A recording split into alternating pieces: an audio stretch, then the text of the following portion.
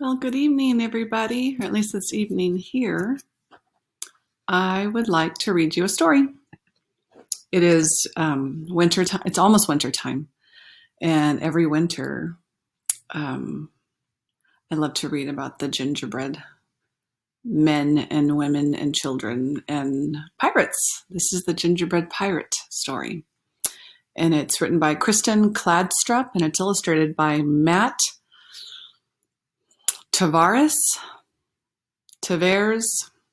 I'm not sure. I apologize, Matt.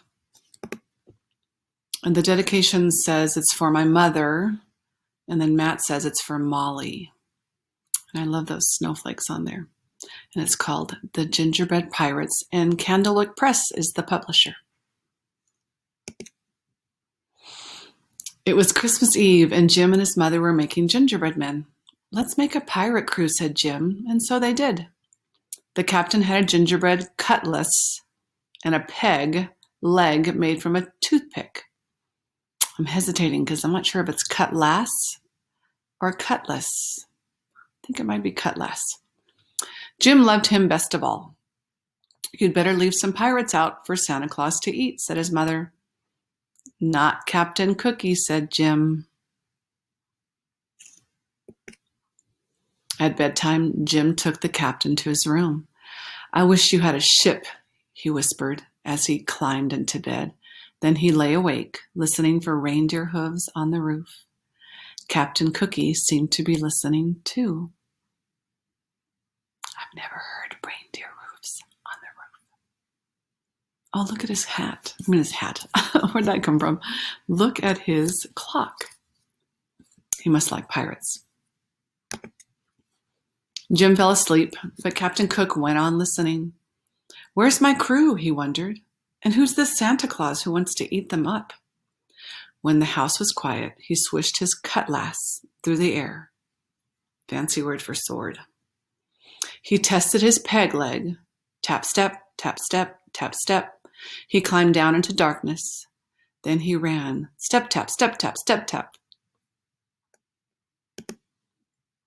He ran until he came to a cliff. He dropped his cutlass over it, then followed. He found his cutlass and then another cliff. So he did it all again, one cliff after another, until he reached the bottom. Then Captain Cookie had a shock. I don't know. Maybe I know. A mouse was nibbling on his cutlass. "Why, it's half gone," cried the captain. He grabbed the cutlass and slashed at the air. "Oh, it's ruined," he moaned, and off he went. Stomp tap, stomp tap, stomp tap. Very different from step tap, step tap, step tap. "Merry Christmas," called the mouse. "Christmas? What's that?" thought the captain. And then he turned a corner and saw something that astonished him. That's what he's going to go. You're going to see his eyes get big, and I bet you his mouth is going to get big. Well, we can't see the face, so never mind. A huge tree with stars in its branches. "Ahoy there!" called a voice. Looking up, Captain Cookie saw two pirates climbing down toward him. "My crew," he thought. Notice he's thinking all his thoughts because he has no mouth, or he doesn't have a real mouth. The two men, Wavy and Dots by name, dropped to the ground. Oh, I see. Wavy and Dots.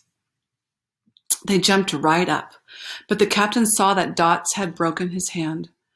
No cutlass, and now a wounded man, he thought. Just then there was a thump and a scrape. A black cloud puffed toward them. "Run!" shouted the captain. Oh my goodness, look at those faces. All of them have that mouth that comes down. They ran until they had to stop for breath. "Who is that?" asked Dots. "Must be that cannibal Santa Claus," said Captain Cookie. "We've got to get out of here before he eats us. Where's the rest of the crew?" "Up on that cliff, I think," said Wavy. "Start climbing, men," said Captain. Isn't that funny? As soon as I said he was thinking everything, he started saying everything.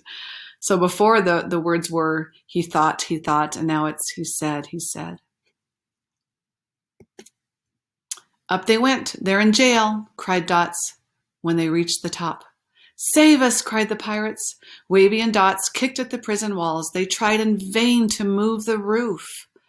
What about a rope and pulley from the ship, said Wavy. That's a good idea. What about the ship's cannon, said Dots. That's not a good idea. There's no ship, said Captain. Then he noticed a strange look on Wavy's face, and he whirled around.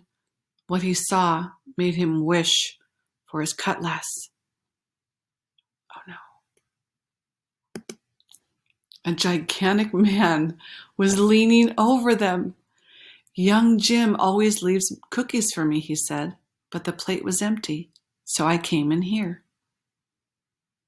Look out, boys, ordered the captain. The big man lifted the prison roof and peered in.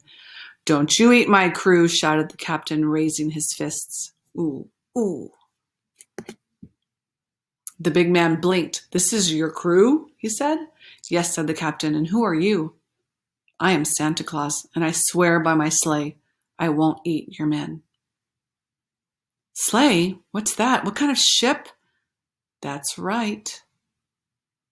Swears by his ship can't be all bad, thought the captain. Still, he was suspicious. What are you doing here? He asked. Why, it's Christmas. Christmas, said Captain Cookie. I wish someone would tell me what that is. Santa Claus laughed. I'll bet you he's laughed. Ho, ho, ho. Follow me, he said. I'll show you a bit of Christmas. Back beside the starlit tree, the pirates watched as Santa Claus reached into an enormous bag. What have you got there? The captain began. It's a ship, Wavy shouted, and the next thing Captain Cookie knew, his men were swarming its decks and rigging. There's cannons and cutlasses, cried Dots. It looks so fancy with all those Christmas lights. The sky glittered with stars. The captain rubbed his eyes. Real pirates, he thought, and a real ship. He turned to look back. Merry Christmas, he called, but Santa Claus was already gone. On Christmas morning, Jim's mother found an empty plate on the mantel. It looks like Santa Claus found the gingerbread man, she said. But Jim was admiring his presents. His favorite was the pirate ship and its pirate crew. Oh, so that was for Jim the whole time. I didn't get that. And look at the mouse nibbling. I hope it's the cutlass. I hope it's not anybody's leg. The captain had a cutlass and a peg leg, and Jim loved him best of all. Oh, so it's a real one. He doesn't have to use his cookies. It's a real one. Oh, that was nice. A nice, different gingerbread story. I will find more, and I will read more. Until next time.